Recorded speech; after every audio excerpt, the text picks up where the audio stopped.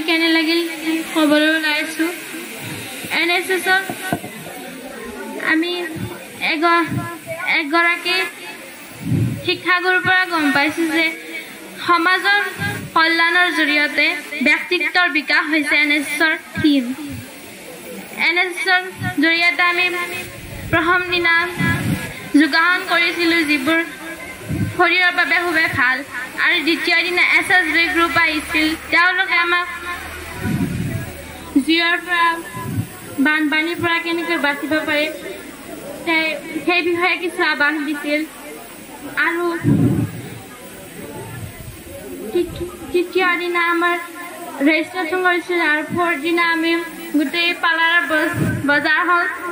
চাফা কৰিছোঁ খুবেই ভাল লাগিছে যে আমি সমাজৰ কাৰণে কিছু কৰিব পাৰিছোঁ ইয়াত আমি বাতৰি কাকত টিভিত দেখোঁ যে কিছু যুৱক যুৱতীয়ে ঝাৰু লৈ চাফা কৰিছে মোৰ মন যায় চাফা কৰিবলৈ এইবাৰ মোৰ মনৰ আশা পূৰণ হ'ল আৰু ইয়াত আমাৰ শিক্ষাগুৰু হিৰেণ ছাৰেও বহুত সহায় কৰিছে তেখেতে আৰ্টছৰ গোটেই কেইজন শিক্ষাগুৰুৰ ভিতৰত তেখেতে আগবাঢ়ি আহিছে তেখেতে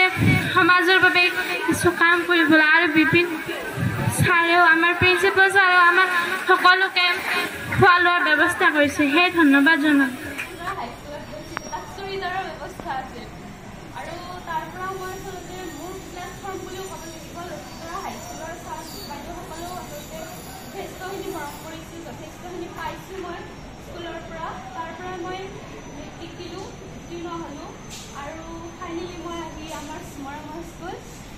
হায়াৰ ছেকেণ্ডেৰীত মই এডমিশ্যন ল'লোঁ আৰু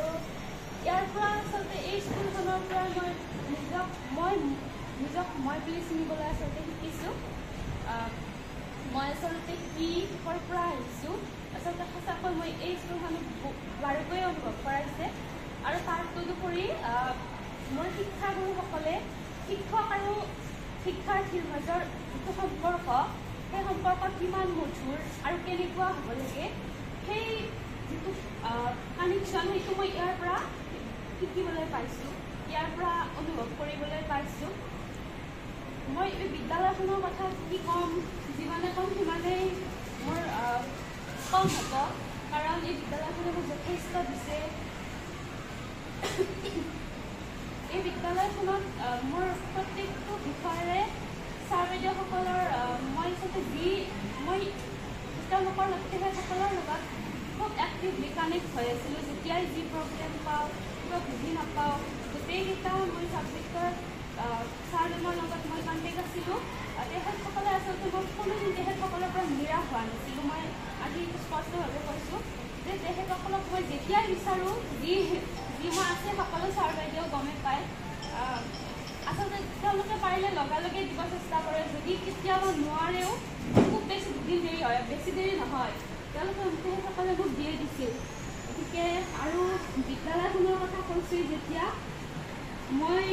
আৰু দুজন ব্যক্তিৰ কথা মই ক'বই লাগিব কাৰণ এই দুজন ব্যক্তিৰ কথা যদি মই নকওঁ তেনেহ'লে মোৰ পুথিমাৰী হায়াৰ ছেকেণ্ডেৰী শিক্ষা জীৱন এটা বুঢ়া হৈ ৰ'ব আৰু সেই দুজন ব্যক্তি হৈছে আমাৰ সকলোৰে পৰম শ্ৰদ্ধা হিৰেণ কুমাৰ দাস ছাৰ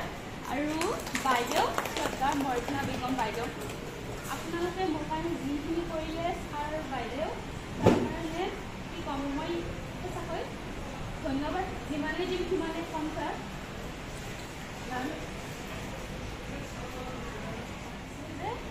ছাৰ বাইদেউ মোৰ শিক্ষক মোৰ সঁচাকৈ অনুভৱ হয় কাৰণ মই যেতিয়া কথা পাতোঁ তেতিয়া মোৰ ঘৰুৱা কোনোবা মানুহৰ লগত কথা পতাৰ যেন অনুভৱ হয় তেখেতসকলৰ লগত কথা পাতিলে আৰু মোৰ আচলতে মোৰ খুবেই নিগেটিভ মানুহ আৰু যাৰ কাৰণে বাইদেউ আৰু ছাৰে মই কিবা মোৰ মন বেয়া লাগিলে মই বাইদেউৰ লগত কথা পাতোঁ ছাৰৰ লগত কথা পাতোঁ আৰু তেখেতসকলেও মোক বিভিন্ন উপদেশ দিয়ে আৰু মেমৰ কথানো কি ক'ম প্ৰত্যেকটো মুহূৰ্ততে মোৰ লগত আছে আৰু ছাৰ মোৰ 2022ত মই ইয়ালৈ আহিছিলোঁ আৰু আজি পৰ্যন্ত ছাৰ মোৰ প্ৰতিটো সুযোগ ছাৰ মোৰ লগত আছে আজি পৰ্যন্ত গতিকে ছাৰ মোৰ কথা মই বেলেগকৈ ক'ব নাযাওঁ মই এইটোৱে বিচাৰিম যাতে মই অনাগত দিনতো ছাৰ মোৰ লগতে থাকে আৰু তাৰপিছত আহিলোঁ মই এতিয়া মোৰ পৰিয়াললৈ। মোৰ পৰিয়াল বুলিবলৈ আমাৰ ঘৰত 5টা সদস্য। মোৰ মা দেউতা, মোৰ বাইদেউ এজনী আছে আৰু আমাৰ আইতা আমাৰ লগত থাকে। কি ক'ম, মা দেউতাৰ কথা আচলতে যিমান কওঁ সিমান কম হয়, সকলোৰে যেনেকুৱা হয়। মা দেউতাৰ কথা মই কি বুলি ক'ম, কাৰণ তেওঁলোকে আমাৰ কাৰণে কি কৰিছে আচলতে ডাঙৰ কথা নহয়, তেওঁলোকে আমাৰ কাৰণে কি কৰা নাই সেই এটাহে আমাৰ প্ৰশ্ন হ'ব লাগে। দেউতাৰ কথা কি ক'ম, দেউতাই আমাৰ স্কুলত মোৰ যথেষ্টখিনি টেক কৰিছে মোৰ লগত। দেউতাৰ নিজৰ স্কুল থাকে, তাৰ আগত মোক থৈ যায়, আকৌ দেউতাই স্কুল ছুটি হোৱাৰ পিছত আকৌ মোক লৈ যায়।